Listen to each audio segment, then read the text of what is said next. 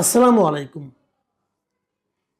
প্রিয় দর্শক, এটা ফেব্রুয়ারি মাস, ভাষার মাস, এবং 21শে ফেব্রুয়ারি মাত্র একদিন আগে গত হয়েছে। আজ 22শে ফেব্রুয়ারি আমরা কথা বলছি, এবং ঠিক 21শে ফেব্রুয়ারির দিন অদ্ভুত একটা বিষয় নিয়ে বিতর্ক তৈরি হয়েছে।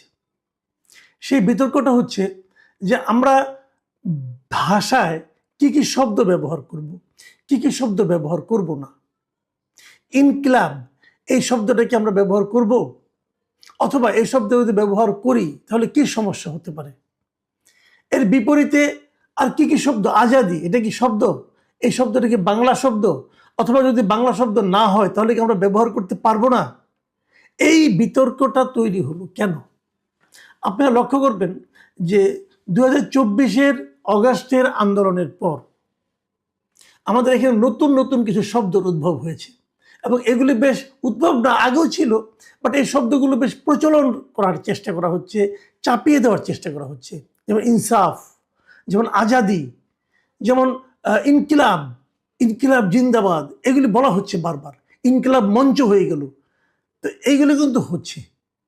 এখন এই শব্দগুলো কি আমরা চিনি না, আমরা জানি না, জানলে আপত্তি কোথায়, অথবা না জানলে সমস্যাটা কোথায়? দেখুন, এটা নিয়ে আমি গতকালকে একটা টকশোতে ছিলাম, আমাকে এই প্রশ্নটা বারবার করা হচ্ছিল, যে আমি সেখানে একাধিকবার বলেছি, দেখেন বাংলা ভাষায় অনেক বিদেশি শব্দ আছে, এবং সেই বিদেশি শব্দগুলো থাকাটা কোনো অন্যায় না। সারা দুনিয়াতে সব ভাষাতে কিছু না কিছু বিদেশি শব্দ অনুপ্রবেশ ঘটে, এবং বিদেশি শব্দ থাকার কারণে সেই ভাষাটা ক্ষতিগ্রস্ত হয় না, বরং আমার বিবেচনায় আরো সমৃদ্ধ হয়। এটা একটা স্বাভাবিক প্রক্রিয়া, সব দেশে আছে, সব ভাষাতে আছে। কিন্তু এখন বিদেশি শব্দ ঢুকলো বলে সেটা কি বিজাতীয়করণ হয়ে গেল? পৃথিবীর অন্য অন্য দেশের ভাষার সঙ্গে আমাদের বাংলা ভাষার একটা বেসিক পার্থক্য হলো, আমরা এই ভাষাটাকে টিকিয়ে রাখার জন্য আমরা আন্দোলন করতে হয়েছিল, আমাদেরকে বুকে রক্ত দিতে হয়েছিল। সেটা নিয়ে নানা কাহিনী হয়েছে। 52 সালে সে ভাষা আন্দোলন, এবং আমাদের সেই আন্দোলনকে স্মরণ করেই সারা দুনিয়ার মানুষ এখন এই দিবসটাকে আন্তর্জাতিক মাতৃভাষা দিবস হিসাবে পালন করে। আচ্ছা, এবার আমি আজকের বিতর্কটা আসি, কেন এই বিতর্কটা তৈরি হলো। গতকালকে 21শে ফেব্রুয়ারির দিন সিরাজগঞ্জ জেলা প্রশাসনের আয়োজনে সেখানে একটা শহীদ দিবস ও আন্তর্জাতিক মাতৃভাষা দিবসের আলোচনা সভা ছিল। সেই সভায় সরকারের বিদ্যুৎ, জ্বালানি ও খনিজ সম্পদ মন্ত্রী ইকবাল হাসান মাহমুদ টুকু ওখানে বক্তৃতা দিয়েছিলেন। এই ভদ্রলোক একজন মুক্তিযোদ্ধা ছিলেন, মানে 71-এ সশস্ত্র সংগ্রামে উনি মুক্তিযুদ্ধ করেছেন। দেখুন, যে আপনি যত কিছুই বলেন, বাংলাদেশের ইতিহাসে এই মাটিতে মুক্তিযোদ্ধাদের একটা আলাদা সম্মান আপনাকে দিতে হবে। আপনি জীবনে অনেক বড় হতে পারবেন, আপনি অনেক লেখাপড়া করতে পারবেন, সারা দুনিয়ায় অনেক নাম করতে পারবেন, আপনি শান্তিতে নোবেলও পেতে পারবেন, আপনি ডক্টর ইউনূস হতে পারবেন, আপনি মুক্তিযোদ্ধা হতে পারবেন না। কারণ মুক্তিযোদ্ধা হওয়ার সুযোগ একবারই এসেছিল আমাদের দেশে, এবং সেই সময় সেই সুযোগকে যারা গ্রহণ করেছিলেন, যারা নিজেদের জীবন বাজি রেখে মাতৃভূমিকে মুক্ত করার জন্য যুদ্ধ করেছিলেন, তারাই মুক্তিযোদ্ধা। তাদের সঙ্গে অন্য কারো তুলনা করা যারা করবে তারা মূর্খ ছাড়া আমার বিবেচনায় আর কিছু না। সেই মুক্তিযোদ্ধা ইকবাল হাসান মাহমুদ টুকু উনি সেখানে বলেছেন, উনি সেখানে ইনকিলাবে একটু সমালোচনা করেছেন। উনি বলেছেন যে বাংলাকে যদি ধারণ করতে হয়, বাংলা ভাষাকে যদি মায়ের ভাষা বলতে হয়, তাহলে ইনকিলাব জিন্দাবাদ চলবে না। ইনকিলাব মঞ্চ ও আজাদির মতো এখন নতুন নতুন শব্দ শুনছি। ইনকিলাব জিন্দাবাদ, ইনকিলাব মঞ্চ, এগুলোর বাংলার সঙ্গে কোনো সম্পর্ক নেই। যারা আমাদের মায়ের ভাষায় কেড়ে নিতে চেয়েছিল, এগুলো তাদের ভাষা। সুতরাং দেশকে ভালোবেসে নিজেকে পরিশুদ্ধ করতে হবে। এসব কথা বলায় অনেকেই আমাকে ভারতের দালাল ও রয়ের এজেন্ট বানিয়ে ফেলবে। তারপরে আমি বলবো, কারণ এটা বলার জন্যই আমি জীবন দিতে গিয়েছিলাম, মুক্তিযুদ্ধে গিয়েছিলাম। ইকবাল হাসান মাহমুদের এই বক্তব্যের মধ্যে কিন্তু আবেগ আছে, এবং আমার মনে হয় কিছুটা যুক্তিও আছে। কিন্তু আমরা দেখলাম এই একই দিনে, এর পরে, এই ঘটনার প্রেক্ষিতে কিনা আমি জানি না, এরপরে দেখলাম আমাদের ব্রাহ্মণবাড়িয়া থেকে নতুন সংসদ সদস্য নির্বাচিত হয়েছেন হাসনাত আবদুল্লাহ, তিনি এনসিপির একজন নেতা এবং সেই সঙ্গে হাসিনা বিরোধী যে আন্দোলন ছিল সে আন্দোলনেরও একজন নেতা ছিলেন। ওনাকে আমি সবসময় দেখেছি বেশ লজিক দিয়ে কথা বলেন। তিনি তার ফেসবুকে এই 21 তারিখে সন্ধ্যা 6:16 মানে ইফতারের একটু পরেই একটা পোস্ট দিয়েছেন, এক লাইনে দুটো শব্দ মাত্র। সেখানে লিখেছেন ইনকিলাব জিন্দাবাদ, লাল ব্যাকগ্রাউন্ডের মধ্যে বড় করে লিখেছেন এবং এটা নিয়ে বেশ আলোচনা হয়েছে। প্রচুর লোক, প্রায় আমি এই যে এখন একটু আগে আমি দেখলাম প্রায় 9,94,000 লোক এটা রিয়েক্ট করেছে, এর সঙ্গে কেউ পজিটিভ কেউ নেগেটিভ। আবার 1,37,000 কমেন্টও পড়েছে, আবার কেবল 37,000 শেয়ারও হয়েছে, বিশাল ব্যাপার। এবং তারপরে কিছুক্ষণ পরেই উনি, এখন থেকে 19 ঘন্টা আগের কথা বলছি, উনি এই হাসনাত আবদুল্লাহ আরেকটা ফেসবুকে স্ট্যাটাস দিয়েছে, পোস্ট দিয়েছে। সেখানে এই ইকবাল হাসান মাহমুদ টুকুর একটা ছবি দিয়ে, একটা ভিডিও দিয়ে, যে জুলাইয়ের পরে উনি যখন দেশে ফিরলেন তখন উনি কী বলেছেন সেগুলো বলছেন। তার সঙ্গে লেখা ছিল যে জুলাই আন্দোলনের পরে এসে এই নেতা ইনকিলাব জিন্দাবাদের বিপক্ষে অবস্থান নিতেছে, ছাত্র জনতা তোমাকে এবার দেখে নেবে ইনশাল্লাহ। তার মানে বোঝা গেল যে আগের ওই স্ট্যাটাসটা উনি দিয়েছেন বেসিক্যালি ইকবাল হাসান মাহমুদকে লক্ষ্য করেই। এর মধ্যে আরও একটা ঘটনা ঘটেছে। সেই ঘটনাটা হলো যে ডক্টর ইউনূসের যিনি প্রেস সেক্রেটারি ছিলেন মিস্টার শফিকুল আলম, তিনি একটা পোস্ট দিয়েছেন এবং ওই পোস্টটা উনি ইংরেজিতে লিখেছেন, ওটা 21 তারিখে দিয়েছেন। সেখানে উনি লিখেছেন insaf is a beautiful Bangla word, so is inquilab, so are faisla, azadi, zindabad and awami and league, so is C dot dot লিংপং। মানে এই শব্দগুলোই যে আপনার যে বললাম, যে উনি বলতে যাচ্ছেন যে ইনসাফ একটা চমৎকার সুন্দর বাংলা শব্দ, ইনকিলাব, ফয়সালা, আজাদি, জিন্দাবাদ, আওয়ামী লীগ, এই সবগুলি নাকি খুব চমৎকার বাংলা শব্দ। এবং একই রকম ওই খুব ইদারিং সময়ে খুব প্রচলিত একটা শব্দ আছে না, চু দিয়া, চু তারপরে আর ডট ডট দিয়ে ধরেন আপনার লিংপং, এটাও নাকি খুব চমৎকার একটা বাংলা শব্দ। এটা লিখেছেন শফিকুল আলম। এখন এটা একটা ইস্যু হয়ে গেছে, আসলে এটা বাংলা শব্দ কি শব্দ না। দেখেন আমি বলি এগুলি আসলে একটাও বাংলা শব্দ না, আমি শুরুতেই বলেছি। শফিকুল আলম নিজেকে অবশ্য খুব জ্ঞানী মনে করেন এবং উনি যতই জ্ঞানী হন না কেন, সরি টু সে, ওনাকে বলতেই হচ্ছে ভাই আপনি যে শব্দগুলি বলছেন এগুলি একটাও বাংলা শব্দ না। উনি হয়তো বলতে চেয়েছেন এগুলি চলতে চলতে বাংলায় রূপান্তরিত হয়েছে, না, এটা চলতে চলতে বাঙালি শব্দ না, এটা বাংলা ভাষার অংশ হয়ে গেছে। এভাবে ভাবেন, এটা বাংলা ভাষার অংশ হয়ে গেছে, কিন্তু এটা বাংলা শব্দ না। আমি আপনাকে বলি, আমরা যে বাংলা কথাই বলি না, আমাদের কথায় কিন্তু প্রচুর, আমি আগেও বলেছি, প্রচুর বিদেশি শব্দ আছে। কত শব্দ আছে এর একটা হিসাব আপনাকে আমি দিই।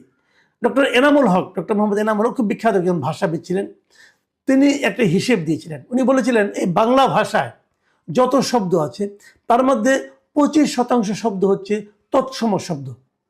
তৎসম শব্দ মানে এগুলো সংস্কৃত থেকে এসেছে সরাসরি, আর 5% হলো অর্ধ তৎসম শব্দ এবং 60% হলো তদ্ভব শব্দ। মানে তদ্ভব শব্দ সবচেয়ে বেশি। এন্ড এই তদ্ভব শব্দগুলি কি আসলে একটু বলি, সবাই জানেন তবু আমি একটু বলি আর কি। তদ্ভব শব্দ হচ্ছে এই শব্দগুলোর মূল শব্দটা সংস্কৃত ভাষায় আছে, কিন্তু সেখান থেকে চেঞ্জ হতে হতে হতে হতে সেটা অপভ্রংশের মাধ্যমে পরিবর্তিত হয়ে এখন বাংলায় এসে গেছে। এটা হলো তদ্ভব শব্দ। তার মানে এটাকে আপনি অনেকটা বাংলা শব্দ ধরতে পারেন। আর এর বাইরে বিদেশি শব্দ আছে 8%। টোটাল যা শব্দ আছে আমাদের তার 8% হচ্ছে বিদেশি শব্দ, এবং একদম খাঁটি দেশি শব্দ যেটাকে বলা হয়, এই দেশি শব্দ আছে মাত্র 2%।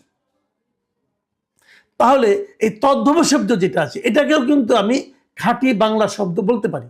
তো তদ্ভবের 60% আর দেশি 2%, এই 62%কে আপনি ধরতে পারেন এটা বাংলা শব্দ। আর 25% তৎসম, 5% অর্ধ তৎসম এবং 8% বিদেশি শব্দ আছে। এই সবগুলি মিলিয়ে কিন্তু বাংলা ভাষা চলছে। বাংলা ভাষায় মোটামুটি শব্দের সংখ্যা 1,20,000-এর মতো আছে। তো এই জায়গায় 8% কিন্তু অনেক, বিদেশি শব্দ থাকবে। এবং আমি সংস্কৃত বলি, সংস্কৃত শব্দটাকে আপনি ভাবতে পারেন এটা তো আর আমাদের খাঁটি বাংলা না, এটা সংস্কৃত ভাষা থেকে আসছে, কাজে সেটাকে আপনি বিদেশি ধরতে পারেন। ধরেন কাজেই শব্দ কতগুলি আপনার আছে, কতগুলি আমার আছে, কি হয়েছে না হয়েছে এটা কিন্তু গুরুত্বপূর্ণ না। এই শব্দগুলো আসাতে, এই শব্দগুলো আমরা যখন ব্যবহার করি এতে আমাদের ভাষা সমৃদ্ধ হয়। এই যে আমরা বলি না ইনকিলাব, ইনকিলাব একটা আরবি শব্দ, এটা আরবি থেকে আছে। এই যে বলি আমরা জিন্দাবাদ, বাংলাদেশ জিন্দাবাদ বলি, অমুক লোক জি জিন্দাবাদ, অমুক ভাই জিন্দাবাদ বলি, এই জিন্দাবাদ শব্দটা কোথেকে আসছে? এই শব্দটা আসছে ফার্সি থেকে। তো এরকম বিভিন্ন জায়গাতে শব্দ আসছে, আমাদের এগুলো মানতে কোনো সমস্যা নাই। ইনকিলাব জিন্দাবাদ বলে আমার কোনো সমস্যা নাই, কিন্তু আমার কথাটাকে জানেন, এই যে আমি বলি ইনকিলাব জিন্দাবাদ বলতে আমার কোনো সমস্যা নাই, এই আমি কিন্তু বলি জয় বাংলা বলতেও আমার কোনো সমস্যা নাই। তো আপনারা যারা ইনকিলাব জিন্দাবাদ বলেন তারা কি জয় বাংলা বলবেন? তারা কি জয় বাংলা বলতে দিবেন? অথচ আমাদের এখানে মুক্তিযুদ্ধের সময় জয় বাংলা ছিল সবচেয়ে প্রধান স্লোগান। ওই একটা স্লোগান দিয়ে আমরা দেশ স্বাধীনের জন্য আন্দোলন করেছি, সেটা ছিল জয় বাংলা। তা আপনারা জয় বাংলা বলতে আপনাদের গা রিরি করবে, আর ইনকিলাব বলতে আপত্তি করলে আপনাদের মেজাজ খারাপ হয়ে যাবে। ভাই এটা তো হয় না। এখন আপনি বলবেন না জয় বাংলা তো আওয়ামী লীগের দলীয় স্লোগান, আপনি যদি জয় বাংলাকে আওয়ামী লীগের দলীয় স্লোগান বলেন, তাহলে কেউ কেউ তো ইনকিলাব জিন্দাবাদকে অন্য কোনো না কোনো দল, কোনো না কোনো অংশ, কোনো না কোনো গোষ্ঠীর একটা স্লোগান হিসেবে বিবেচনা করতে পারে। তখন আপনি কি করবেন? তখন তো আপনার সহ্য হবে না। তো আপনারটা হলে ঠিক আর অন্যেরটা হলে বেঠিক, এই মানসিকতা থাকা চলবে না। আপনারা জয় বাংলা স্লোগান বলার কারণে গত 18 মাস অনেকে চাকরি চলে গেছে, অনেকে চাকরি চলে গেছে। আমি জানি এই আপনার ইয়ের কাছে, এই যে আপনার পদ্মা সেতুর এখানে একটা স্কুল আছে, স্কুলে কয়েকজন ছাত্র গাড়িতে করে যাচ্ছিল, স্টুডেন্টের ভাই, বাচ্চা ছেলে, তারা জয় বাংলা স্লোগান দিয়েছিল, তাদের স্কুল থেকে বের করে দেওয়া হয়েছে। এই ইয়ের এখানে, এই আপনার এই পদ্মার এখানে যে ক্যান্টনমেন্ট স্কুলটা আছে সেই স্কুল থেকে বের করে দেওয়া হয়েছে। কেন? এই ছেলেরা কি বুঝে? এই ছেলেরা জয় বাংলা কি বুঝে, বাংলাদেশ জিন্দাবাদ কি বুঝে? 15-16 বছর ধরে তারা শুনে আসছে, স্লোগানটা দিয়েছে, তাও স্কুল বাসে বসে। এমন তো না তারা আন্দোলন করতে যাচ্ছিল। তো তখন তো এই স্লোগান আপনাদের সহ্য হয় নাই, স্কুল থেকে আপনাদেরকে বের করে দিতে হলো। তো জয় বাংলায় আপত্তি, আর ইনকিলাব জিন্দাবাদ দিয়ে করে প্রশ্ন করলে আপনাদের মাথা খারাপ হয়ে যাচ্ছে। ভাই এত রাগ তো ভালো না। এই রাগ আপনি কার সঙ্গে দেখাচ্ছেন? আপনি এমপি হয়েছেন হাসনাত আব্দুল্লাহ, মাথায় রাখতে হবে। এত চ্যাটাং রাগ দেখালে চলবে না। আর আমি শফিকুল আলমের কথা কি বলবো, তার কথা যত কম বলা যায় তত ভালো, ওটা আমি বাদ রাখলাম, ওটা হিসাবের বাইরে। কিন্তু প্রশ্ন হলো এটা, একজন মুক্তিযোদ্ধা বলেছেন যে ইনকিলাব জিন্দাবাদটা যারা আমাদের মুখের ভাষায় কেড়ে নিতে চেয়েছিল তাদের স্লোগান। হ্যাঁ তাদের স্লোগান, এটা পাকিস্তানিদের স্লোগান ছিল। আপনি পাকিস্তানিদের স্লোগান দিবেন আর ওইটা একজন সমালোচনা করলো, তার উপরে আপনি খেপে গেলেন, এটা হয় না। একটা কথা মাথায় রাখবেন, ভাষায় অনেক ভাষা আসবে, অনেক ভাষায় অনেক শব্দ, অনেক বিদেশি শব্দ আসবে, কিন্তু সেটা যদি অটোমেটিকলি আসে, ধীরে ধীরে আসে, কোনো সমস্যা নেই। কিন্তু আপনি জোর করে আমদানি করছেন কেন? ভাবুন তো একবার, 2024-এর এই অগাস্ট আন্দোলনের আগে ইনকিলাব মঞ্চ কথা শোনা গেছিল, তখন ইনকিলাব জিন্দাবাদ কেউ বলতো? কেউ বলতো?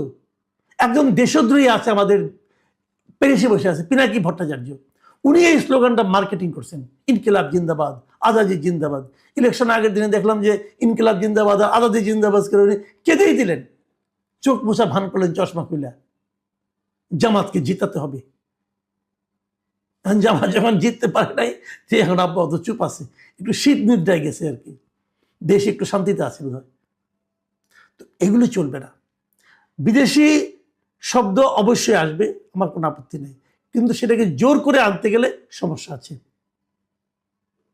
দেশি শব্দকে জোর করে থামাতে গেলে সমস্যা আছে। আপনি আন্দোলন করবেন, করেন, কেন আন্দোলনের সময় ইংরেজি শব্দ ব্যবহার হয় নাই? ঢাকা ব্লকেড ব্যবহার হয় নাই, কমপ্লিট শাটডাউন, এগুলি বাংলা শব্দ ছিল, এদেশের লোক এগুলি বুঝতো, চালিয়েছেন তো, কোনো সমস্যা তো হয় নাই, কেউ তো কিছু বলে নাই, প্রয়োজনে চলে এসেছে অটোমেটিকলি। কিন্তু আপনি জোর করে আমদানি করবেন, ভাই এটা হবে না। এবং আমদানি করে তারপর উকালতি করবেন, তাও হবে না। যেটা অটোমেটিক আসার সেটা অটোমেটিক আসবে। আর আরেকটা যেটা অটোমেটিক এসেছে দীর্ঘদিন, যার উপর ভিত্তি করে এই দেশ স্বাধীন হয়েছে, সেটা কোনো একটা পার্টি তার দলীয় স্লোগান বানিয়েছে বলে ওই স্লোগানটার অপরাধ হয়ে গেল, তা তো হতে পারে না। সম্পর্ক অনেকদিন ধরে আছে এবং উনি আমাকে খুবই স্নেহ করেন, ভালোবাসেন। কিন্তু একটি প্রশ্ন না করে পারতেছি না, টুকু ভাই আসলে সব সময় কঠিন প্রশ্নেরই জবাব দিতে পছন্দ করেন, সেজন্য একটু কঠিন প্রশ্ন করি শুরুতে। টুকু ভাই, আপনি ইনকিলাব শব্দের সঙ্গে বা ভাষার ব্যবহারের সঙ্গে আপনি, এটা বিদেশি শব্দ, এটা বাংলার সঙ্গে যায় না, আপনি এরকম একটা বললেন যেটা নিয়ে অনেক সমালোচনা হচ্ছে, আপনি কি মনে করেন যে এটা কি ঠিকই আছে? কারণ আমরা বাংলা ভাষার প্রতি বা যে কোনো সময় যে কোনো কিছুর প্রতি কি একটু বেশি অনুভূতি প্রবণ থাকি। আমি তো বিদেশি ভাষাগুলির ক্ষেত্রে ইংরেজি দুই হাতে ফরাসি ভাষা নেয়, জার্মানরা ডাচ ভাষা ইংরেজি ভাষা খুব কাছাকাছি চলে আসে, তাদের তো কোনো অসুবিধা হয় না। ফরাসি ভাষার অনেক কিছু ইংরেজিতে থাকে, ইংরেজির অনেক কিছু জার্মান বা ফরাসিতে আছে, তো প্রবলেম হয় না। এটাকে আপনি একটা মানে একটা প্রবলেমেটিক কেন দেখতেছেন বিদেশি ভাষা ঢোকাটাকে? না, তোমাকে তো যেটা এটা শুরু আমি এটা নিয়ে আলোচনা করতে চাইছিলাম না, কিন্তু যখন তুমি শুরু করলা, তো আমি শুধু একটুকু বলে দিই তোমারে যে এটা কোনো কালে আমাদের বাংলাদেশে ব্রিটিশ আমল থেকে এই স্লোগানটা কখনোই ছিল না। ছিল পাঞ্জাবে যে অল ইন্ডিয়া সোশ্যালিস্ট পার্টি আছে, ভগবত সিং, তারপর দত্ত, এদের সময় যখন লেজিসলেটিভ কাউন্সিলে যখন বোম মারে তখন একটা স্লোগান দিয়েছিল ইনকলাব জিন্দাবাদ। এবার ইনকলাব এই নিয়ে অমিতাভ বচ্চন সিনেমাও করেছে। কিন্তু আমাদের এইখানে আমরা এতগুলো আন্দোলন পার করছি, এই মধ্যে আমাদের বাংলা ডিকশনারির মধ্যে কখনো ঢোকে নেই এই ওয়ার্ডটা।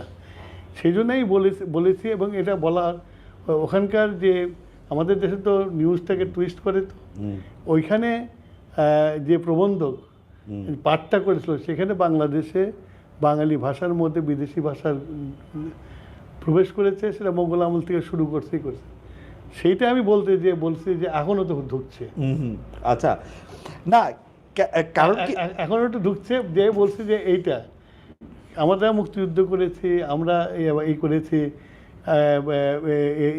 বাংলা ভাষার দিকে আমরা যত্নশীল হই নাই, যেমন বাংলা ভাষার যত্নশীল এখনো ব্যবহার করা হচ্ছে। ওকে, না আসলে আমরা অন্য কিছু না কথা বলতে চাই, কিন্তু এটা ভাষার মাস, আজকে 21 ফেব্রুয়ারি মাত্র পার হলো। ভাষার মাস বলতে হ্যাঁ, সেটা মাস না হলে আমি এটা বলতাম না। সেটা ঠিক আছে, কিন্তু আমার কাছে মনে হয় কি যে আপনি শব্দ চয়নের দিকে কেউ এই ভাষা ব্যবহার করলে সে আসলে মানে একটু কঠোরভাবে বললেন কিনা, যেখানে আপনার দলের নামটাই বিএনপি ইংরেজিতে। না, আমার দলের নাম বাংলাদেশ জাতীয়তাবাদী দল। বাংলাদেশ জাতীয়তাবাদী দল আমরা বলি না, এটা তো বিএনপি, মোস্ট পপুলার। ওটাকে ট্রান্সলেট করছে বাংলাদেশ ন্যাশনালিস্ট পার্টি। বাট যখন আমাদের দলটা লঞ্চ করেন প্রেসিডেন্ট জিয়াউর রহমান সাহেব, তখন বলা ছিল বাংলাদেশ জাতীয়তাবাদী দল। কিন্তু এটা তো আপনার সংক্ষিপ্ত রূপটা বাজাত করেন নাই, আপনারা বিএনপিই করছেন। ওটা তো মানুষের ইয়ের জন্য, মানুষের সুবিধার জন্য বিএনপি বাংলাদেশ ন্যাশনালিস্ট করেছে। জি, এইখানে পলিটিক্যাল ইম্প্যাক্টটা দেখতে হবে। রাইট, ওই জিনিসটা দেখলে পলিটিক্যাল ইম্প্যাক্টটা দেখতে হবে এখানে। হ্যাঁ, আমাদের ভাষার মধ্যে যে আরবি, ফার্সি এবং কি বলে পর্তুগিজ, এগুলো ঢোকে নেই তা না, ঢুকেছে। কিন্তু এইখানে যে পলিটিক্সটা কথা বলেছি, বাংলা ভাষায় যে কথাটা বলেছি, আমি একটা বললাম তো একটা প্রবন্ধকে আলোচনা করতে যে কথাটা বলেছি, এবং সেখানে আমাদের খেয়াল করেছি, আমি টিচারকে বলছি যে আপনারাও যত্নশীল হন নাই। রাইট। ওকে, ঠিক আছে, আমরা পরবর্তী প্রসঙ্গে যাই। এইবার জাতীয় নির্বাচনের 2 দিন আগে জাতির উদ্দেশ্যে ভাষণে আপনাদের দলের যে চেয়ারম্যান আছেন, দলের প্রধান জনাব তারেক রহমান, বর্তমান প্রধানমন্ত্রী, তিনি বলেছেন অতীতের অনিচ্ছাকৃত ভুল ত্রুটির জন্য দুঃখ প্রকাশ করেছেন। সেই অতীতের অনিচ্ছাকৃত ভুল ত্রুটির মধ্যে যদি আপনার মন্ত্রণালয়ে আসি, আপনি কোনগুলিকে চিহ্নিত করবেন? আমার কাছে একটা মনে হয় যে 2001 থেকে 2006 সালে যখন পুরোটা সময় আপনি বিদ্যুৎ মন্ত্রণালয়ের দায়িত্ব বা বিদ্যুতের দায়িত্বে ছিলেন, সেই সময় কিন্তু ফুলবাড়ি ট্র্যাজেডিতে 3 জনের মৃত্যু হয়েছিল। আমরা লোডশেডিংয়ের মারাত্মক বিড়ম্বনার মধ্যে ছিলাম, যেটি নিয়ে আপনিও আসলে অনেক সময় কথা বলেছেন। আপনি কি মনে করেন যে মানে কোন বিষয়গুলি আপনি বদলে নতুন করতে চান বা দুঃখ প্রকাশ করতে চান বা ঠিক করে না, মনে ব্যাপার হচ্ছে যে অতীতের এই যে বিদ্যুৎ মন্ত্রণালয় যে ভুলটার কথাটা তোমরা যেটা বলো আমি কিন্তু সেভাবে দেখি না। আচ্ছা আমার আমার আমলে একটা সরকারি একটা নীতি আছে, পারচেসের নীতি আছে, public procurement rule. Public procurement rule এমন একটা রুল, সেটাকে যদি স্টেপ বাই স্টেপ মেনে যদি চলতে হয়, তাহলে একটা পাওয়ার প্ল্যান্ট করতে গেলে 1.5 থেকে 2 বছর লাগে, অর্ডার দিতে লাগে টেন্ডার থেকে।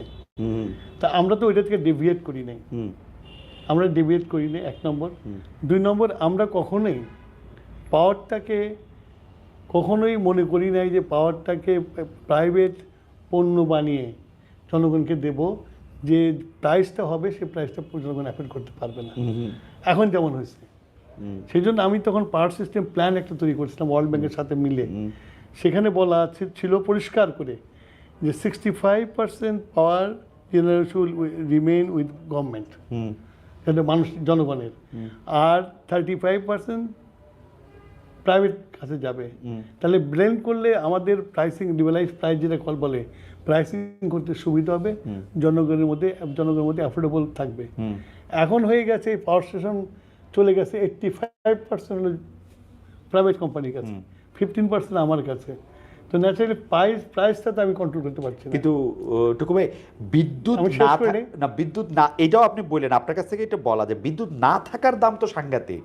এটা তো বিদ্যুৎ না থাকার দাম সাংঘাতিক। হ্যাঁ। আবার বিদ্যুৎ থেকে যদি এমন দাম দেই যে দাম দিলে মানুষ সেটা চলতে পারবে না। You have to understand this thing. এটা তো একটা ব্যালেন্স করা দরকার।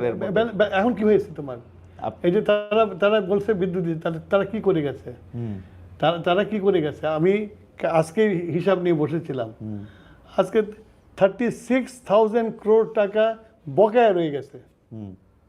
তো এই বিদ্যুৎ দেওয়ার সার্থকতা কোথায়? Who is going to pay this money? 36,000 crore টাকা বকেয়া রয়ে গেছে, মানে কি এটা শুধু বিদ্যুতের জন্য? শুধু বিদ্যুতের বিল ইনক্লুডিং ক্যাপাসিটি চার্জ। এটা কি হচ্ছে দেশি কোম্পানির কাছে, মানে এটা কি টাকায় পরিশোধযোগ্য নাকি দেশি মিলে দেশি বিদেশি মিলে সব পাওয়ার স্টেশন আমার কাছে 36,000 তো crore টাকা পায়। ওটা তো অনেকগুলি ক্যাপাসিটি চার্জ বসায় তো এগুলি টাকা সেটা যদি তোমাদের, সেটা তো অব্যবস্থাপনা, সেটা তো অব্যবস্থাপনা না, সেটা তো অব্যবস্থাপনা না। সেটা হচ্ছে যে তোমার বেহিসাবিভাবে বিদ্যুৎ দিয়েছে, জনগণের কথা চিন্তা করে নাই।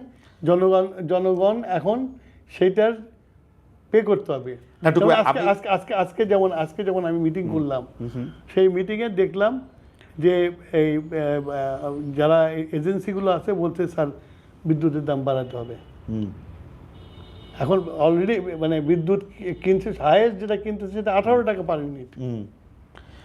তো এখন এই যে বিদ্যুতের দাম বাড়াইতে হবে, আর এখন যে অবস্থা আছে মানুষের যে অবস্থা, অর্থনীতির যে অবস্থা, এটা করাটা খুব difficult competition, very unpopular decision বিদ্যুৎ দাম বাড়ানো। কিন্তু তখন এটা বাড়াবো, তখন তো আবার আপনার আমার দাম বাড়লো কেন জিজ্ঞাসা করবেন। সুতরাং একটু যদি আমরা ধাপে ধাপে বুঝতে চেষ্টা করি, আওয়ামী লীগ তো বিদ্যুৎ খাতে সাংঘাতিক রকম স্বজনপ্রীতি করছে, অব্যবস্থাপনা করছে, আমি যদি সোজা বাংলা ভাষায় বলি চুরি করছে, কিন্তু তারা দেশের সব মানুষের বিদ্যুৎ দিতে চাইছে।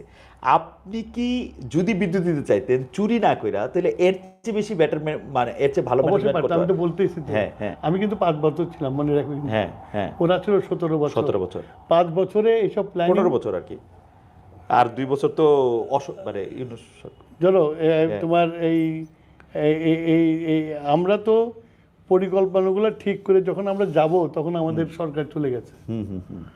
কিন্তু তারা যে ওই পরিকল্পনা যদি তারা যদি ফলো করতো, উল্টে না দিয়ে যদি একবারে ইমডিউনিটি বিল পাস করে যদি এইভাবে বিদ্যুৎ না দিত, তাহলে আজকে এই জিনিসটা হতো না। টুকু ভাই, এই প্রশ্নটার যে আরেকটা অংশে আমি একটু পরে আসতেছি, কিন্তু আপনি যদি ফুলবাড়ি ট্র্যাজেডিটা নিয়ে বলেন, আপনি কিন্তু জ্বালানি মিক্স নিয়ে আপনি কথা বলতে চাইছিলেন, কয়লা নিয়ে কথা বলতে চাইছিলেন, কিন্তু ওটা করতে হয় না, পরে 17 বছরে কিন্তু এটা কিছু হয় না। ফুলবাড়ির যেটা ইনসিডেন্টটা যেটা হয়েছে, এখন তোমার দেশে রিসোর্স আছে, এখন সারা দেশে, তুমি তো আমেরিকাতে থাকো, সারা দেশে এখন আর তোমার ওই ক্লোজ পিপিতে তোমার কয়লা উত্তোলন করে না, সেখানে কয়লা উত্তোলন করতে গেলে 20% 30% উত্তোলন করা যায় না। এখন ওপেন পিট সবাই করে, অস্ট্রেলিয়াতে যাও যেখানে যাও ওপেন পিট করে। তখন আমরা কয়লা বেশি পাওয়ার জন্য আমরা ওপেন পিট করতে চাইছিলাম, করার আগে তো আন্দোলন শুরু হয়ে গেছে। তো ওপেন পিটও হয় নাই, এখন ওই করে করে ইয়েতে। এবং এই 17 বছরে কোনো রকম কোনো উদ্যোগ নেওয়া হয় না। এবং আমি মানে ওপেন পিট করেন, ক্লোজ পিট করেন, ভিতরে শেফট দিয়া কিছু একটা করেন, এটা ব্যবহার করেন। কারণ পৃথিবীতে মানুষ কয়লা আগে ব্যবহার করে, গ্যাস পরে ব্যবহার করে, যেহেতু গ্যাস ক্লিনার ফুয়েল। আমরা গ্যাস ফুরাই ফেলতেছি কয়লার। এইটার ব্যাপারে কি আপনারা এখন আবার চিন্তা ভাবনা করতে শুরু করবেন? না, এখন চিন্তা ভাবনা আছে, কিন্তু ওই যে যেটা বললাম যে আবার যদি এটা ওপেন পিট না করলে কয়লার ওপেন পিট করলে কৃষির উপর একটা ওপেন পিট না করলে কয়লার উত্তোলনের যে খরচ, তাদের যে কয়লার দাম পড়বে অনেক এক্সপেন্সিভ হয়ে যায় কয়লা। শুধু ওপেন পিট করলে সেই খরচটা অনেক কমে আসে। তো এটা নিয়ে এখনো আমি বসি না, কাল 3 দিন হয়েছে আমি সরকারি গভর্নমেন্টে বসছি আর কি। আমি শুধু এখন আজ করতে পারতেছি কত টাকার বোঝা আমার ঘাড়ে পড়ে, মানে এই সরকারের ঘাড়ে পড়ে। আপনি 36,000 কোটি টাকা বললেন। আমি এবার একটু আবার এই প্রসঙ্গে ফিরে আসি, টাকার বোঝার প্রসঙ্গে। 2023 সালের এটা তো গেল তোমার শুধু বিল বকেয়া। হ্যাঁ, আরো এখন আমাকে এলএনজি ইম্পোর্ট করতে হবে, হ্যাঁ, এলপিজি ইম্পোর্ট করতে হবে, হ্যাঁ, তারপরে কয়লা ইম্পোর্ট করতে হবে। তার জন্য আরো 30-40 হাজার কোটি টাকা আমার লাগবে, যদি এই সিস্টেমটাকে ঠিক মতো চালাতে চাই। তার মানে 1 লাখ কোটি টাকার একটা মানে বার্ডন আমাদের মাথার উপরে আছে, ঘাড়ের উপরে আছে। সুতরাং তোমরা খোলা চোখে জার্নালিস্ট যে জিনিসটা এত সহজভাবে দেখো, বিদ্যুৎ এবং জ্বালানি তত সহজ না। এই সরকার গত 20 বছরে একটা ড্রিল করছে। এই ডিলটা করে নাই কেন? মানে তাদের ওরা তো বলছে যে বাপেক্সকে শক্তিশালী করছে, পিএসসি যেহেতু তারা বন্ধ করলো, বলে যে বাপেক্সকে পিএসসি বন্ধ করে কোনোটাই করে নাই, চলে গেছে ইম্পোর্টের মধ্যে, যেখানে সহজভাবে পয়সা কামাই করা যাবে। ওকে, মানে প্রোডাকশন শেয়ারিং কন্ট্রাক্টের বদলে তারা মানে আমি একটা জিনিস দেখতে পাচ্ছিলাম যে আপনাদের সরকার সময় অর্থাৎ 2001 থেকে 2006 সময় প্রোডাকশন শেয়ারিং কন্ট্রাক্টের উপর আপনারা অনেক জোর দিয়েছিলেন। বিদেশে অনেক কোম্পানি, তারপরে বাংলাদেশের এই ব্লক ভাগ করে হিউস্টনে যখন ওরা অনেক আগ্রহ ছিল সবার, কিন্তু গত 10-12 বছর, 15 বছর, 17 বছরে কোনো রকম আগ্রহী আমরা দেখতে পাই নাই, বা সরকারের মধ্যে থেকেও কোনো রকম উদ্যোগ দিতে পারি। এটার কারণটা আসলে কি? মানে কারণটা খালেদ মহিউদ্দিন তোমাকে যে বুঝিয়ে বলতে হয়, তাহলে তো খুবই ইন্টারেস্টিং। খুবই ইন্টারেস্টিং। যাই হোক, আমরা পরের এই প্রসঙ্গে পরে আসি যে 2023 সালের জুলাই মাসে আপনারা যে 31 দফা দিছিলেন, সেই 31 দফা 17 নম্বর দফায় আছে যে বিদ্যুৎ, জ্বালানি ও খনিজ খাতে দায় মুক্তি আইন সহ সকল কানাকানুন বাতিল করা হবে এবং রাষ্ট্রীয় অর্থনীতিতে রক্তক্ষরণ, আমি একটু দেখে পড়ে বলতেছি, রাষ্ট্রীয় অর্থনীতিতে রক্তক্ষরণ রোধ করার লক্ষ্যে জনস্বার্থ বিরোধী কুইক রেন্টাল বিদ্যুৎগুলি কেন্দ্র থেকে বিদ্যুৎ কেনায় চলমান সীমাহীন দুর্নীতি বন্ধ করা হবে। এখন এইটা কি একটা বাস্তবতা? এটাকে আপনি করতে পারবেন? মানে কুইক রেন্টালগুলো আপনি বন্ধ করে দিতে পারবেন? কুইক রেন্টাল অলরেডি সিস্টেম থেকে বের করার ব্যবস্থা করা হয়ে গেছে। তাহলে এইগুলি কি বসে যাবে সব, যেগুলি চলে যাবে? Quick rental is quick rental, মানে জাস্ট ডিসমেন্টেল করে তার ডিসমেন্টেল করে আমার কন্ট্রাক্ট শেষ, তুমি চলে যাও। আচ্ছা, কন্ট্রাক্ট শেষ পর্যন্ত তো আপনি কন্ট্রাক্ট শেষ হয়ে গেছে, ওরা এখন চলে যাবে, আর থাকবে না। তাহলে কুইক রেন্টাল আমরা কন্ট্রাক্ট করব না। তাহলে ওরা যে বিদ্যুৎটা দিত, এই বিদ্যুৎটা আপনি কি দিয়ে এখন আছে? আমার এখনো ক্যাপাসিটি 28,000 মেগাওয়াট। আচ্ছা, আর আমার লাগবে 18,000 মেগাওয়াট। আপনার ক্যাপাসিটি 28,000 মেগাওয়াট, মানে রিডান্ডেন্সি, মানে আপনি যে উৎপাদন, মানে ক্যাপাসিটির সাথে তো উৎপাদন অনেক জড়িত। আপনার পাওয়ার প্ল্যান্টগুলির মধ্যে তো অনেকগুলি পুরানো। আমার যে উৎপাদন হবে তাতে 18,000 মেগাওয়াট আমি এই বছর ফেস করতে পারবো। আপনার আজকের জেনারেশন কত? আজকে রিপোর্ট এখনো নেই।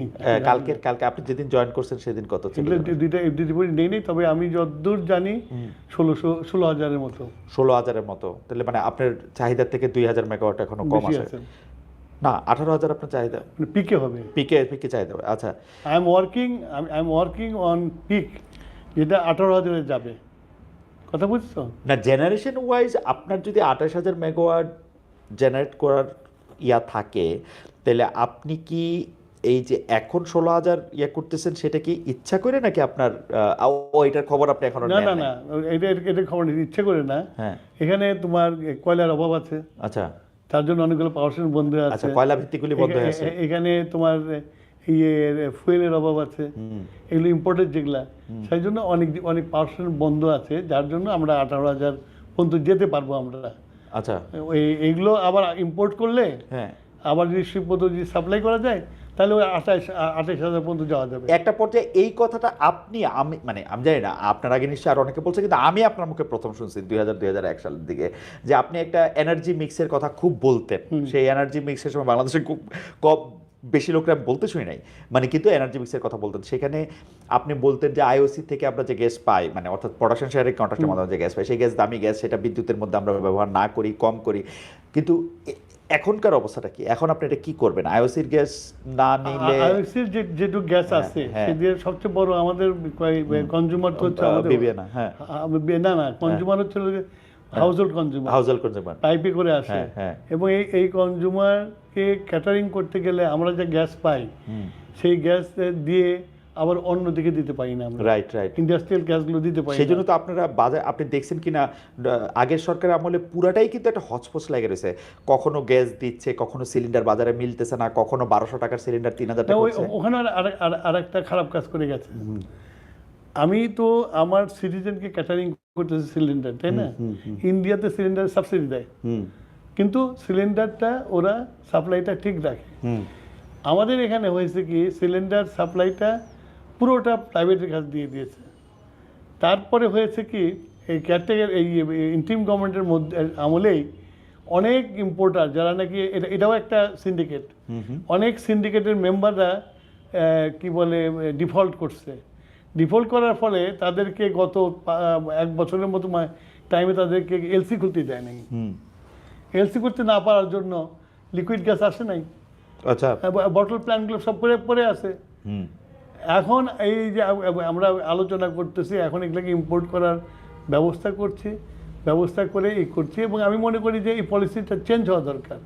এই পলিসিটাতে এই যে এটা করলে এরা বার্গেন করতে পারে। আর আমি যদি গভর্নমেন্ট যদি গ্যাসটা ইম্পোর্ট করে, আমি যদি এই বটলারদেরকে যদি দেই যে আমার এই দামে তুমি নিয়ে যাও, আর এর সাথে এত অ্যাড করে তুমি মার্কেটে ছাড়বা, তাহলে গভর্নমেন্ট এফেক্টিভলি মার্কেটটা কন্ট্রোল করতে পারবে। তো সেই জন্য আমি মনে করি গভর্নমেন্টকে একটা উদ্যোগ নিতে হবে, গ্যাসটা নিজেরা ইম্পোর্ট করবো, বাল্ক আমরা ওদের কাছে বিক্রি করে দেবো, ওরা রিটেল করবে। যদি এটা আমার প্ল্যান, আমি এখনো প্রাইম মিনিস্টারের সাথে আলোচনা করিনি।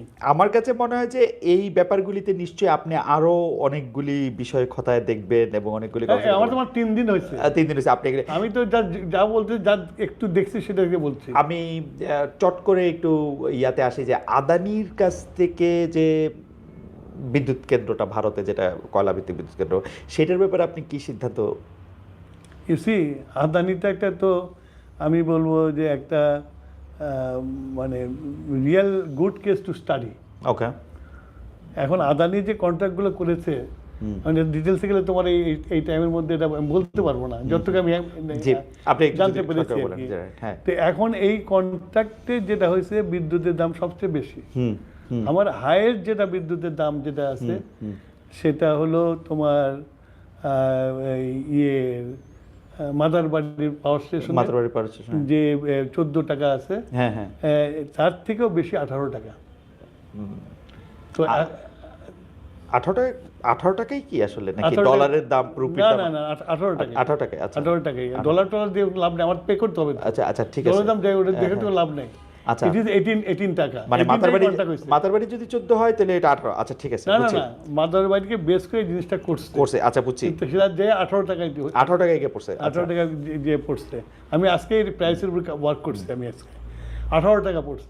এখন 18 টাকা বিদ্যুৎ যদি আমি কিনি ওদের কাছ থেকে, তারপর আমি হুইলিং করে ডিস্ট্রিবিউশন, তাহলে আমার বিদ্যুতের দাম কত দাঁড়াবে? 1 নম্বর। 2 নম্বর হলো যে ওখানে করা হয়েছিল যে ওখানকার কোল দিয়ে পাওয়ার স্টেশন চালাবে, রাইট। এখন দে আর ইম্পোর্টিং ফ্রম ইন্দোনেশিয়া। তো ওইটা তাহলে আপনার জন্য প্রবলেম কেন? ওটা আমার জন্য প্রবলেম, ওইটা যে ওইটার থেকে দাম ওইটার বেশি, তো ওটার চার্জ আমাকে দিতে হবে। তাই ইম্পোর্ট কস্ট আমি দেবো, ওইটার দাম আমি দেবো। আপনি একটা ইয়াতে মানে আপনার মানে আপনি এন্ড প্রোডাক্টটা নিচ্ছেন না ক্লায়েন্ট হিসেবে? এন্ড প্রোডাক্ট ওই কন্ট্রাক্টের মধ্যে দেওয়া আছে, এন্ড প্রোডাক্ট দিচ্ছি, ওদের ট্রান্সমিশন যে লাইনটা, সেই লাইনের কস্ট আমি দিয়েছি, আবার ওই ট্রান্সমিশন যে কস্ট পড়বে সেটার টাকা ওই পোর্শনটা তাদেরকে দিতে হবে। এই কন্ট্রাক্টটা মানে আমি কি বলবো, যেটা নিয়ে আলোচনা হওয়া উচিত এবং ভবিষ্যতে করব। আমার এখানে একটা কিউরিয়াস কেস আছে। আপনি যতটুকু বললেন, ধরেন আপনি তো টেকনিক্যাল জায়গা দিয়ে বলতে পারতেন, কিন্তু আপনি সাধারণভাবে বললেন। আমি এই প্রশ্ন অসংখ্যবার কইরা ইউনূস সরকারের থেকে এইটার কোনো বাস্তব জবাব কেন পাই নাই, যে আদানির সাথে চুক্তিটা আপনারা রিভাইজ করতেছেন না কেন, প্রকাশ করতেছেন না কেন, আমাদের এখানে কি আছে এটা দেখতেছেন না কেন? আপনারা প্রথমে আইসা দেখেন, ইউনূস সরকার প্রথমে আইসা যে টাকাটা পরিশোধ করছে সেটা হচ্ছে আদানির টাকাটা, এবং বলছে যে হ্যাঁ আন্তর্জাতিক চুক্তি এমনি হয় না। উপায় নেই, কারণ আদানির কাছে তুমি 1200-1300 মেগাওয়াট বিদ্যুৎ নিবা, তার সাথে যদি সে যে বন্ধ করে দেয়, ও তাহলে তো বিদ্যুৎ দিচ্ছে এখানে দিতে পারবো না। আমার যদি 1200-1300 মেগাওয়াটের বিদ্যুতেরটা লাগে তাইলে তো লাগলো, কিন্তু আমি তো চুক্তিটা তো প্রকাশ করবো। এই যে আপনি এই চুক্তিটা তো সামনে আনবেন না, সেই চুক্তির ব্যাপারে তো আমিও তখনকার অ্যাডভাইজারকে বলছি যে চুক্তিগুলো দাও। প্রথমে তো দায়মুক্ত ছিল, দায়মুক্ত আইনের জন্য পারে নাই করতে। তারপর যখন দায়মুক্ত আইন বাতিল হয়ে গেল, বাতিল হয়ে যাওয়ার পরেও তারা করে নাই। তারা যেটা করছে, তারা একটা কমিশন করছিল। সেই কমিশনে বোধহয় জাস্টিস মইনুল ইসলাম বোধহয় সে ছিল এটার হেড, আর সোয়াসের প্রফেসর মুস্তাক ছিল এটার one of the important member. তারা যে রিপোর্টটা দিছে ওই রিপোর্টটা তুমি পড়ো, তুমি ডিটেলস পাবো ওখান থেকে।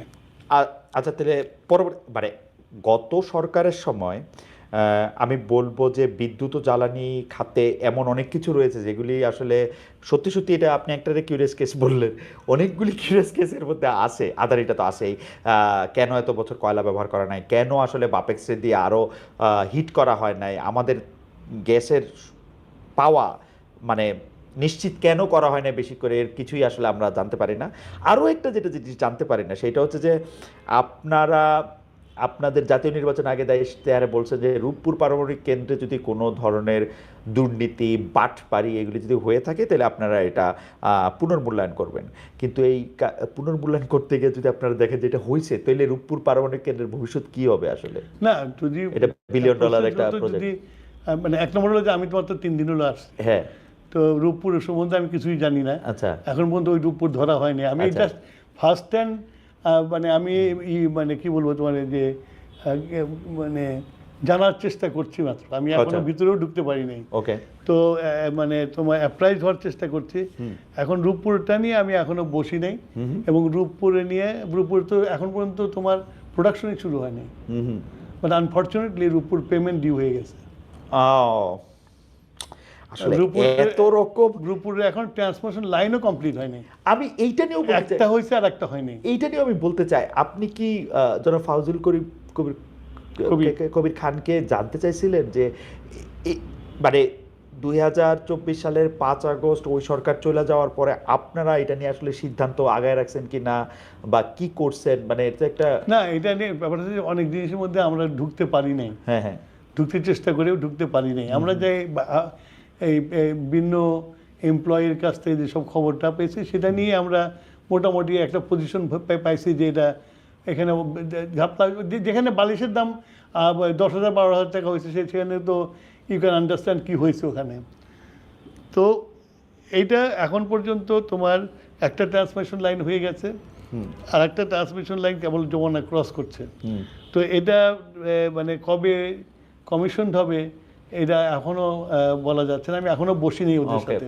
ওকে, আচ্ছা, আরেকটা ব্যাপার, মানে আপনারা বলছেন যে বড় ধরনের দুর্নীতি রোধে গত সরকার যেমন খুব উন্নয়ন, বড় বড় প্রকল্প এগুলি নিয়েছিল, আপনারা আসলে বড় কোনো প্রকল্প নেবেন না, যেটা জনাব তারেক রহমানের বক্তব্য বলছে, বড় কোনো প্রকল্প হাতে নেবেন। কিন্তু জ্বালানি বিদ্যুৎ খাতে তো আপনার অনেক বড় বড় প্রকল্প নিতে হবে।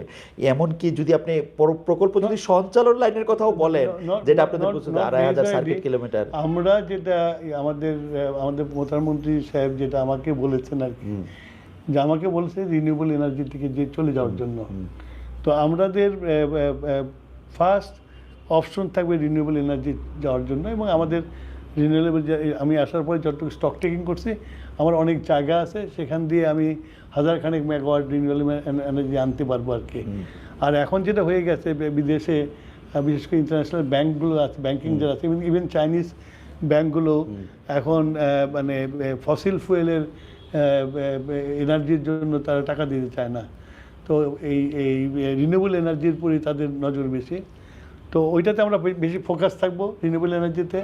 আর যেগুলো পাওয়ার স্টেশন ওরা করেছে, যেগুলো মানে চলানোই মুশকিল হয়ে গেছে, সেগুলো আমরা হয়তো যতক্ষণ পর্যন্ত আমার রিনিউয়েবল এনার্জি এটাকে না করবে ততদিন ওইগুলো চালাবো আর কি। কিন্তু টুকু ভাই, আমি আপনার একটা কথা বলি, সেইটা হচ্ছে রিনিউয়েবল এনার্জি হচ্ছে, এটা বলে না ক্রিকেটে, এ হচ্ছে আপনার গো টু প্লেয়ার। আপনারা যখনই সাংবাদিকদের সাথে একটু টেকনিক্যাল বিষয় নিয়ে কথা বলেন, তাহলে আপনার রিনিউয়েবল এনার্জির বিষয়টা আপনি বাইট করেন। কিন্তু বাংলাদেশে তো রিনিউয়েবল এনার্জিটা আসলে খুবই কম পরিমাণে, মানে এখন পর্যন্ত যা আছে, এটা আপনি বাড়াইতে হইলে যেই পরিমাণ আপনার বিনিয়োগ লাগবে, যেই পরিমাণ জায়গা লাগবে, ঘনবসতিপূর্ণ জায়গা, এটা কি মানে এটা তো 3-4 বছর এটা খালি পরিকল্পনা করতে লাগবে, মানে তো আপনি রাতারাতি করতে পারবেন না। আমার কাছে মানে আমি আসার পরে যেটুকু দেখেছি এদিক ওদিক থেকে পিডিবি খোঁজ নিয়েছে, অনেক জমি অ্যাকোয়ার করে রেখেছে। তাই অ্যাকোয়ার করে জমির মালিক গত 15 বছর ধরেও কিন্তু অসংখ্যবার রিনিউয়েবল এনার্জির কথা বলছে, মানে তারা যেটা করছে, ফ্রম তৌফিক ইলাহি, তারা যেটা করছে তৌফিক ইলাহি যেটা করেছে, জি, রিনিউয়েবল এনার্জি করতে যে আমাদের এগ্রিকালচারাল ল্যান্ড অনেক ধ্বংস করছে। মানে এগুলি অ্যাকাউন্ট করে রাখছে, ধ্বংস করছে, আবার করেও নাই। হাজার হাজার একর জমি নিয়ে গেছে, নিয়ে যে এই ফিল আপ করছে। কিন্তু ওই একমাত্র সিরাজগঞ্জে 600 মেগাওয়াট করছে, আর আরো 2-3টা জায়গায় করছে 60 মেগাওয়াট, সরি, এই সব মিলে বোধহয় 500-600 মেগাওয়াট পর্যন্ত করেছে তারা। কিন্তু এখনো জমি টমি সব খালি পড়ে আছে, 1 নম্বর। 2 নম্বর, তুমি যেটা বললা যে এরকম জমির অভাব না, আমাদের চিন্তার অভাব। আমি সিরাজগঞ্জে পাওয়ার স্টেশনে যেটা হয়েছে, আমি কিন্তু যমুনা থেকে জমি রিক্লেম করেছি ওটা। আচ্ছা, একটা জমি কিন্তু আমি অ্যাকোয়ার করিনি। কিন্তু নদীর জমি নিয়ে নিছেন আপনি, নদীটা তো নদীর জমি নিয়ে, নদী তো এই জমিতে খেয়েছিল। আচ্ছা, তারপরে সিরাজগঞ্জ নদী ভাঙ্গন, হ্যাঁ, আমার নদী ভাঙ্গন করে নদী নিয়ে চলে যাচ্ছে। আমি যদি ওইখান থেকে নদী থেকে আবার এখন চর উঠে গেছে সব জায়গায়, ইফ ইউ গো, সব জায়গায় চর উঠে গেছে। আমি ওইখানে আরো মাটি ভরে ওইখানে আমি রিক্লেম করবো। আপনার তো যমুনাকেও বাঁচাইতে হবে সিরাজগঞ্জ যদি বাঁচাতে চান। এটা তো হচ্ছে গাইড বাদের বাইরে। আচ্ছা, গাইড, ও আচ্ছা, নাও আই আন্ডারস্ট্যান্ড। আচ্ছা, বরঞ্চ এটা করতে যে নদীর ফ্লোটা আমরা ডাইরেকশনটা ঠিক করতে পারবো। এখন তো ডাইরেকশন নষ্ট হয়ে গেছে, বিভিন্ন জায়গায় চর পড়ে আছে। নদীর মেইন কারেন্টটা বিভিন্ন দিকে ছড়াই গেছে। আপনি শিওর যে আপনি এখানে এর মধ্যে থেকে এটা নদীটা আমি অলরেডি ওয়াটার ডেভেলপমেন্ট বোর্ডকে বলেছি, তোমরা একটা স্টাডি করো, এখানে যদি আমি রিক্লেম করতে পারি তাহলে আমরা রিক্লেম করে এখানে সোলার এনার্জির ব্যবস্থা করব। আপনারা আরেকটা, নট অনলি সিরাজগঞ্জ, যেখানে নদী ভেঙে নিয়ে যায়, যেমন চাঁদপুর শহর, হ্যাঁ, অর্ধেক তো নদীর মধ্যে আছে। হ্যাঁ, তো ওখানে যদি চর জায়গা, সেই চরটা আমি ইউজ করবো না। আপনি যদি ওইটা পরিকল্পনা করে করেন, যেটা আপনি বলছেন যে চীনের অভিজ্ঞতা যদি সরকার, আপনি নিজুম দিয়ে হাতিয়া টাতিয়াতেও আপনি অনেক বড় করে করতে পারবেন। কারণ চীন এগুলিতে এখন মাস্টার হয়ে গেছে, পৃথিবীর অনেক দেশও এগুলিতে এখন মাস্টার হয়ে গেছে, যেগুলিতে এখন কেমনে করবেন আপনি নিশ্চয়ই এগুলি যাই না। কিন্তু আমি রিনিউয়েবল কিন্তু শুনতেছি, you have to understand one thing, যে এটা আমাদের নতুন গভর্নমেন্ট। আমি আজ দিয়ে বোধহয় 4 দিন বসলাম, এবং 4 দিনে আমাকে মিটিংই করতে হয়েছে, আর কিছু জানার জন্য আমাকে বসতে হয়েছে। কালকেও বলবো আমি জানার জন্য কি অবস্থা। তো সেইখানে যে মানে কালকে বলবো যে প্রকল্পগুলো কোথায় কি অবস্থা আছে জানার জন্য। তো এখন ব্যাপার হচ্ছে যে হাইলি টেকনিক্যালি মিনিস্ট্রি, অ্যান্ড যেহেতু আমি I ran my own industry, power station ছিল কিছুটা, আপনি পুরাটা, আপনি আসলে পয়েন্ট এ থেকে পয়েন্ট বি পর্যন্ত পুরাটাই আপনি আসলে আপনার নিজস্ব এক্সপিরিয়েন্সই আছে। এবং এর আগে তবে শুধু মানে বিদ্যুৎ ও জ্বালানি দুটি বিষয় পাশাপাশি রাখলে এটা একটা বিশাল মন্ত্রণালয়, বিশাল আসপেক্ট, আপনাকে অনেক কিছুই দেখতে হবে। আমি একটা জিনিস দেখছি যে আমার একজন ক্যাপাবল স্টেট মিনিস্টার আছে। আচ্ছা, খুব ক্যাপাবল ছেলে। আচ্ছা, আই থিঙ্ক আমার জন্য খুব সহায়ক হবে ছেলে স্টেট মিনিস্টার। আচ্ছা, ঠিক আছে। মানে তারপরেও আপনাকে যেহেতু মানে সিনিয়র মিনিস্টার হিসেবে ওভারসি করতে হবে, আপনারা আরেকটা কথা কিন্তু বলছেন যে আপনারা কোনো গোপন চুক্তি করবেন না।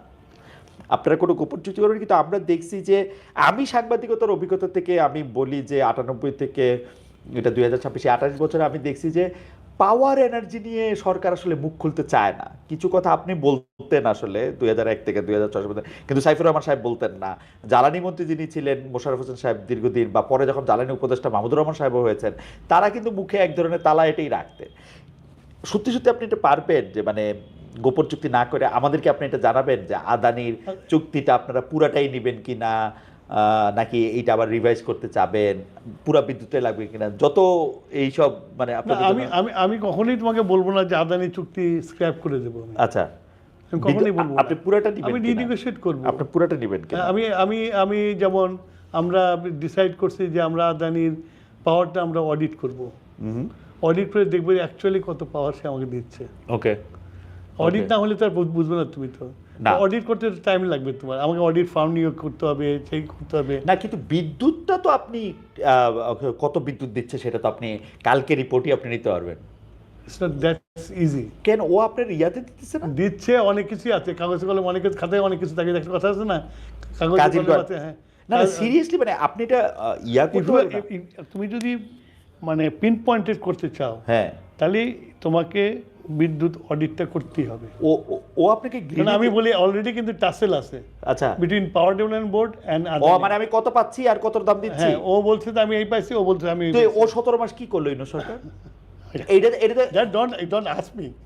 দাদা, You ask them. I actually ask মানে 100 টাইমস, বিকজ যদি এইটা নিয়ে, কারণ আমি জানি যে এইটা নিয়ে আপনাকে মানে 2001 থেকে 2006 যাদের সাথে বা তারপরেও এইটা নিয়ে যখন ডিসপিউট হয়, এটা তো ফার্স্ট থিং যেটা আপনি আসলে ইয়া করবেন, মানে আমি কত পাচ্ছি আর ও কত দাম দিচ্ছি, এইটা নিয়ে যদি। আরে আমি যখন গতবার পেয়েছিলাম তখন হ্যাঁ। কিন্তু অডিটিং সিস্টেমই ছিল না। আচ্ছা, আমি যে পাওয়ার ডেভেলপমেন্ট বোর্ডের অফিসে যে মিটিং টিটিং করে অডিটিং চালু করার ব্যবস্থা করেছিলাম আমি ফার্স্ট টাইম। এর আগে কোনোদিনও অডিটিং হয়। কিন্তু পাওয়ার জেনারেশন তো আচ্ছা ঠিক আছে, এটা তো মানে আমি যতটুকু জানি দর্শক, পাওয়ার জেনারেশন তো আসলে যদি আপনি গ্রিডে নেন তাহলে তো এটা একদমই স্পষ্ট যে আপনি আসলে কত পাইতেছেন। এটার মধ্যে কেন ডিসপিউট হবে? না, তুমি যেটা ভাই স্পষ্ট মনে করছো, এটা তো স্পষ্টটা এখন ডিপেন্ড করে তোমার আচ্ছা। সেন্ট্রাল ডিসপাস সিস্টেমটা কত ভালো। সেন্ট্রাল ডিসপ্যাচ সিস্টেম আসলে ওই জেনারেশন লস্ট হচ্ছে এগুলো, রাইট? তারপরে হয়তো ও বললো যে আমার এত লস হয়েছে, আমি বললাম আমার এত loss হওয়ার আচ্ছা, কথা না। ওকে, হ্যাঁ, তুমি ওকে, এত লস করছো, এগুলো নিয়ে তো সেই জন্য করতে হবে কি। ওকে। এইবার হচ্ছে যে ওই যে জনগণ ঘনিষ্ঠ কথাটা বলি, যে চাউলের আগে যেটা ছিল যে চাউলের দাম, তেলের দাম, লবণের দাম, চিনির দাম, এগুলি একটা সাংঘাতিক ঘটনা ছিল। এখন কিন্তু মধ্যবিত্তের বড় হয়েছে সিলিন্ডারের দাম। হঠাৎ করে সিলিন্ডারের দাম ইউনিট সরকারের সময় 1500 টাকার সিলিন্ডার 4000 টাকা পাওয়া যাচ্ছিল, আপনি দেখতেছেন। এইটা যাতে না হয় এইটার জন্য আপনি কি করবেন? এটার কোনো একটা না, এটা তো আপনি একটা কথা বলতেছিলেন যে গভর্নমেন্টের কাছে যদি কোনো এইসব জনঘনিষ্ঠ ব্যাপারগুলির মধ্যে 65 ভাগ বা বেশিরভাগটা থাকে, তাহলে এটা একটা উপকার হয়। এরকম কোনো প্ল্যান কি আপনার আছে? না, আমি তো বলি এটার উপরে কাজ করছি আমি। আচ্ছা। এটার উপরে কাজ করছি, কেননা তোমার একবারে তুমি যদি প্রাইভেট হাতে ছেড়ে দাও, তাহলে যেটা হয় প্রাইভেট ইচ্ছা মতো তার তার খেলা খেলে। যেমন এখন বলছে যে কেন তুমি সিএনজি এক্সপোর্ট ইম্পোর্ট করো নাই, আমাকে এলসি করতে দেয় নাই, ব্যাংক আমাকে হেল্প করে নাই, ব্যাংক আমার সাথে কোঅপারেট করে নাই, সেই জন্য এলসি হয় নাই, মাল আসে নাই। তারপরে বটলিং প্ল্যানরা সব বসে আছে, মাল নেই, আমি কি করব, দাম বেড়ে গেছে, তুমি বললে 4000 টাকা, 4000 টাকাও পাওয়া যাচ্ছিল না আসলে। চলে গেছে।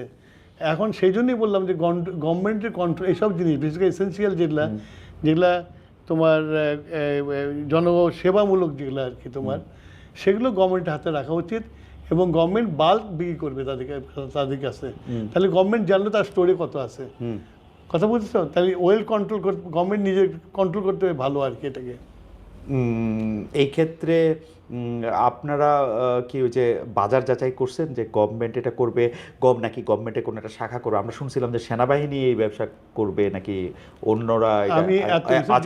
আমি এত আমার নিজের উইজডম ইউজ করে আমি মনে করেছি যে এই যে আজকে যে ক্রাইসিসটা হয়েছে, এই ক্রাইসিসটা হতো না যদি গভর্নমেন্টের যদি এখানে রোল থাকতো। এখানে গভর্নমেন্টের কোনো রোলই নেই। হ্যাঁ, গভর্নমেন্ট এই 17 মাস, মানে আমি আওয়ামী লীগ গভর্নমেন্টের কথা বলছি না, কারণ আওয়ামী লীগের গভর্নমেন্টের মধ্যে এইসব ব্যাপারগুলিতে একটা ছিলই হচ্ছে যেটাকে ইংরেজিতে ওই যে ঘোলা পানি, মানে ট্রাবলড ওয়াটারের মধ্যে আপনি ফিশিং করার, কারণ অনেক বেশি এর মধ্যে গ্রে এরিয়া ছিল এবং তারা কেউ আমাদের সাথে কথা বলতো না আসলে। মানে বিদ্যুৎ প্রতিমন্ত্রী আমাকে সর্বশেষ কবে একটা ইন্টারভিউ দিয়েছেন, অনেকবার বলার পরও সেটার কোনো ইয়া নাই। যাই হোক, আমি আজকের প্রসঙ্গে আসি। আপনারা অফশোর অনশোর দুইটাতেই আসলে মানে সমুদ্রে এবং স্থলভাগে এই যে গ্যাস অনুসন্ধানের জন্য দরপত্র আহ্বানে যে পরিকল্পনা এবং প্রোডাকশন শেয়ারিং কন্ট্রাক্টের যে আহ্বান, আমরা দেখলাম যে আপনি আসার পরপরই এইটাকে নিয়ে একটু নাড়াচাড়া হচ্ছে এবং এটা আপনারা আমি ওটা তো করবই, হ্যাঁ এবং মানে আমি প্রধানমন্ত্রীর কাছে প্রস্তাব দেব, নিয়ে যাব যে আমাদের পাপেক্সকে আরও ভাইব্রেন্ট করা এবং তাদেরকে আরও সহযোগিতা করা, যাতে তারা আমাদের দেশে যে রিজার্ভ আছে সেগুলো ট্যাপ করে উত্তোলন করার জন্য।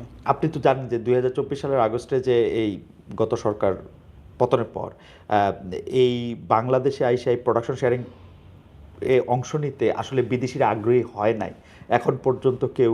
আপনার কি মনে হয় এখন আপনারা আসছেন এরা কি ধরে নিবে যে এটা একটা স্টেবল? কারণ এটা অনেক টাকা বিনিয়োগের ব্যাপার, আপনারা চাইলেই যে আমি মনে করি যে আমাদের যে গভর্নমেন্ট আসছে, it is a elected government, এবং আমরা যদি তাদের সাথে ফ্রেন্ডলি হই, আমরা যদি তাদেরকে আমরা অ্যাসুরেন্স দিতে পারি, তাহলে অনেকেই আসবে এখানে করার জন্য, এক্সপ্লোর করার জন্য। আপনাদের সরকারের একটা বড় চমক হচ্ছে পররাষ্ট্রমন্ত্রী পদে জাতীয় নিরাপত্তা উপদেষ্টার নিয়োগ।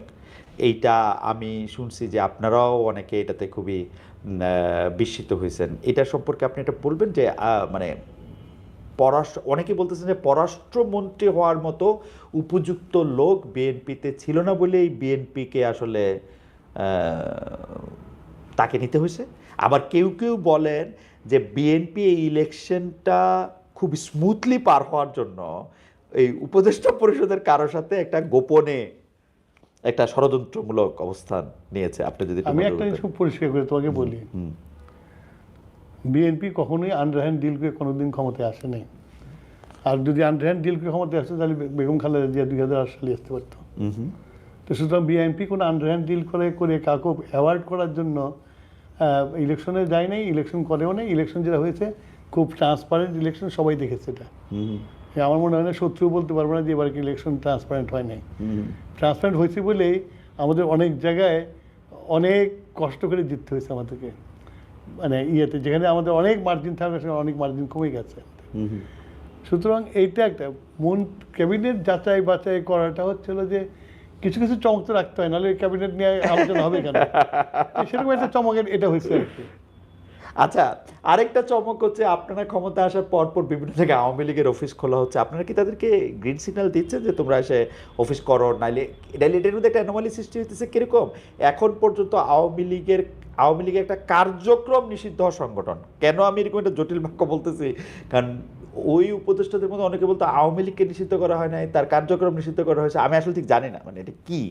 এখন এইটা থাকা আওয়ামী লীগেরা যুক্তি দিচ্ছে যে আমাদের দল নিষিদ্ধ হয়েছে, আমাদের অফিস তো নিষিদ্ধ হয়নি, সেই জন্য আমরা অফিস খুলছি। আপনারা কোনো গ্রিন সিগন্যাল দিচ্ছেন না? আমাদের গ্রিন সিগন্যাল ব্যাপার না তো। আচ্ছা, ওরা ডেমোক্রেটিক অ্যাটমসফিয়ারে আসছে, ওরা ভোট দিচ্ছে, নিশ্চয়ই ভোট দিচ্ছে। তারাও কোন দলে দিচ্ছে সেটা বাংলাদেশের মানুষ জানে, কোন দলে ভোট দিচ্ছে।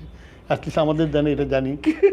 তো ব্যাপার হয়েছে যে ওরা মনে করছে ডেমোক্রেটিক প্রসেস শুরু হয়েছে, ডেমোক্রেটিক সোসাইটি এসে গেছে, অ্যান্ড আমরা ডেমোক্রেটিক নর্মগুলো মেনে চলার চেষ্টা করি, সেই জন্য হয়তো খুলছে। আচ্ছা, লাস্ট প্রশ্ন, সেইটা হচ্ছে আপনি নিশ্চয়ই খেয়াল করছেন যে মার্কিন যুক্তরাষ্ট্রের সুপ্রিম কোর্ট তারা কিন্তু ট্রাম্পের ওই যে যেটাকে রিসিপ্রোকেট টেরিফ ট্রাম্প বলতেছিল, ও বলছে যে না এটা তুমি করতে পারবে না, এটা আসলে বেআইনি হয়েছে। তার ফলে আসলে ট্রাম্প সরকার চাইলেও এখন আপনার উপর 10%, 20%, 30% এই টেরিফ আর আরোপ করতে পারবে না। কিন্তু আমরা দেখলাম যে আমরা আমেরিকার সাথে একটা চুক্তি করে বসে রয়েছি, সেই চুক্তিতে এবং সেই চুক্তিটা আমরা করছি 9 ফেব্রুয়ারি। প্র্যাকটিক্যালি ওইটা ছিল কিন্তু ওই সরকারের শেষ দিন, কারণ তারপরে দিন হলো ছুটির দিন। তারপর আবার 9 ফেব্রুয়ারিটা হলো আসলে আমেরিকার 9 ফেব্রুয়ারি হইলে এটা আসলে বাংলাদেশে প্র্যাকটিক্যালি 10 ফেব্রুয়ারি। এটা কেন হইলো এবং এই চুক্তিটা দিয়ে আসলে আমরা মানে করে এটা আমাদের কি হইলো? মানে আমরা বললাম আমাদের টেরিফ তথাকথিত 1% কমলো, কিন্তু আমরা যুক্তরাষ্ট্রে বেশ কিছু পণ্য শুল্কমুক্তভাবে মুক্ত হিসেবে ঢুকতে একমত হইলাম। এটা মানে আমার এই ব্যাপারে কমেন্ট করাটা খুব ডিফিকাল্ট, বিকজ আমি এখনও I have not gone thoroughly এই চুক্তির অনেক মোটা, এই তো ওটা পড়াও কঠিন আর কি। রাইট। তো যদি না কেউ পড়ে একটা এক্সিকিউটিভ সামারি তৈরি না করে দেয়, তাহলে আমাদের জন্য ডিফিকাল্ট আর কি। সুতরাং এই জন্য আমি এই চুক্তির ব্যাপারে কোনো আলোচনাই করবো না এবং কোনো উত্তরও দেবো না এই ব্যাপারে আর কি। না, ফেয়ার এনাফ, কিন্তু আপনি এইটা মনে করেন কিনা যে এইটা একটু কনফ্লিক্ট অফ ইন্টারেস্ট, যে উনারা চলে যাবেন? আমরা তো সাধারণত দেখি যে ইলেকশনের তো কাছে যে ইন্টারিম গভর্নমেন্ট যে সব কাজ, যত কাজ করেছে, এত কাজ করার তো প্রয়োজন ছিল না তো। এবং যেখানে দায়িত্ব, মূল দায়িত্ব ছিল ইলেকশনটা দিয়ে পিপুলস রিপ্রেজেন্টেটিভের হাত পাওয়ারটা দিয়ে যাওয়া। তারা তো অনেক অনেক কাজ করছে, আলোচনা করতে তো অনেক জিনিস আলোচনা করতে হবে। তো সেটা তো এখন এই তোমার এই পরিষদে আলোচনা করা সম্ভব না। তো মানে এরা যেটা ইলেকশনটা যদি আগে দিয়ে দিত, তাহলে দেশের সিনারিওটা অনেক আলাদা হয়ে যেত। এইটা প্রশ্ন না, টুকু এটা মন্তব্য যে আমি জানি যে আপনার কাজ, আপনাকে আমি যতদিন ধরে চিনি, আপনি সরকারে থাকেন, ক্ষমতায় থাকেন, মন্ত্রিত্বের চেয়ারে থাকেন, বাইরে থাকেন, আপনি সবসময় নিজের কাজে এটা বিবেচনা করেন। আপনি নিজের কাজে আপনি কি অর্জন করলে সবার আগে সবচেয়ে খুশি হবেন? 1 বছর পরে কোন জায়গায় দেখলে আপনার নিজের ফুল মার্কস দিবেন? আমার কাছে যে চ্যালেঞ্জটা এখন আর কি, যে একটা দুর্নীতিগ্রস্ত একটা মিনিস্ট্রি আমি পেয়েছি, সেখানে দুর্নীতি করে মানে হাজার হাজার কোটি টাকা বের করে নিয়ে চলে গেছে। এইটাকে যদি আমি সবার কোঅপারেশন নিয়ে, বিশেষ করে অর্থমন্ত্রীর কোঅপারেশন নিয়ে যদি একটা জায়গায় নিয়ে এসে যেসব চুক্তি হয়েছে সেই চুক্তিগুলো যদি আলোচনার মাধ্যমে যদি আমি একটা উইন উইন বেসিসে আর কি যদি এগুলোকে এক জায়গায় লাইনে দাঁড়া করাতে পারি, তাহলে আমি মনে করুন আমার শেষ জীবনে একটা ভালো কাজ করে মরে গেলাম। ওকে, তাহলে আপনি কোনো টার্গেট সেট করছেন লং টার্ম, শর্ট টার্ম, যে এটা আপনি করবেন? মানে এটা কি যে বিদ্যুতের জেনারেশন বাড়ানো বা জ্বালানি আরো অনেক বেশি अवेलेबल করার এরকম কোনো কিছু? আমি মিটিং করছি। আচ্ছা, এবং আমরা আশা করব যে আপনি আমাদের সবকিছুই স্বচ্ছতার ভিত্তিতে জানাবেন, ওয়েবসাইটে দিবেন। আগামী কালকেও মিটিং আছে, যে আমার হাতে কি আছে এবং ভবিষ্যতে কি নেব, এগুলো নিয়ে আগামীকাল মিটিং করব। এগুলো করে যখন আমি মানে whole thing will be in my plate, তখন আমি তোমার সাথে আরো ডিটেলস আলোচনা করব। ওকে, জনাব ইকবাল হাসান মাহমুদ টুকু, আপনাকে অনেক অনেক ধন্যবাদ। আপনি অনেকগুলি প্রশ্নের আমাদেরকে জবাব দিয়েছেন। আমরা আশা করব যে কোনো সন্দেহ নাই, খুবই ডিফিকাল্ট মিনিস্ট্রি এবং আপনাদের অনেক কাজ, আসলে অনেক কাজ। আপনি এই কাজগুলি সুষ্ঠুভাবে সম্পাদন করেন। আপনাকে অনেকগুলি সিদ্ধান্ত খুব দ্রুত নিতে হবে, যেই সিদ্ধান্তগুলি আসলে আগামী 50 বছর বাংলাদেশ কোন দিকে যাচ্ছে সেটা আসলে স্থির করে দিতে হবে। এর মধ্যে রূপপুর আছে, এর মধ্যে বাইরের দেশ থেকে বিদ্যুৎ কেনা আছে, এর মধ্যে কুইক রেন্টাল আছে, এর মধ্যে বাংলাদেশের যে খনিজ সম্পদ আছে তার ব্যবহার আছে, তেল, গ্যাস, মানে তেল তো নাই, গ্যাস, কয়লা সহ। আমি আপনাকে I can only wish you luck, but আর কিছু না। জি, দোয়া করো, আমি সিনসিয়ারলি চেষ্টা করব। জি, কারণ তোমাকে আমি আগেও বললাম যেটা আর কি, যে এই জীবনের শেষার্ধে এসে এইরকম একটা কাজ আমাকে আমার প্রধানমন্ত্রী দিয়েছে। এই কাজটা যদি আমি সাকসেসফুলি করতে পারি, তাহলে আমার জীবনে একটা সার্থকতা। আপনাকে অনেক ধন্যবাদ।